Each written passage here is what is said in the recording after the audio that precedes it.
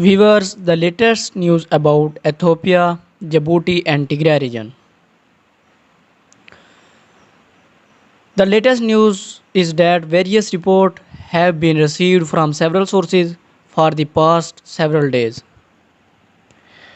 Several sources claim that the Tigray Defense Force has blocked the main road connecting Ethiopia and Djibouti in the Afar region. And I also inform you about this in the previous video, and two pictures were also shared about it. While several Amhara and Ethiopian sources are still claiming that the main road connecting Ethiopia and Djibouti is open boil. According to reports from our reliable sources, satellite image can be estimated that the main road connecting Ethiopia and Djibouti in the Afar region has been blocked.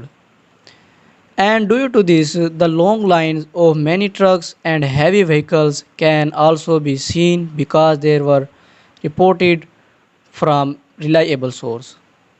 Yesterday, the Tigray Defense Force has blocked the main road in the origin. And today, satellite images have been seen from a source, and a statement about this picture says that looks like the road from Djibouti to Ethiopia has been closed.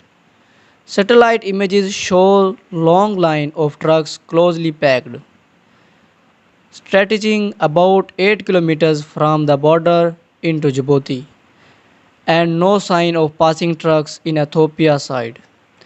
And he was in a statement from Djibouti minister, it was said that the Djibouti government did not send any military and heavy vehicles to the Ethiopia border because since yesterday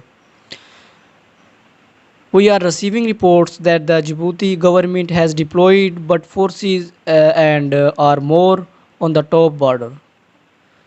But now this statement has been declared false and baseless by the Djibouti government. So viewer, this is the latest news about it. For more latest report, please subscribe my YouTube channel. Thanks for watching.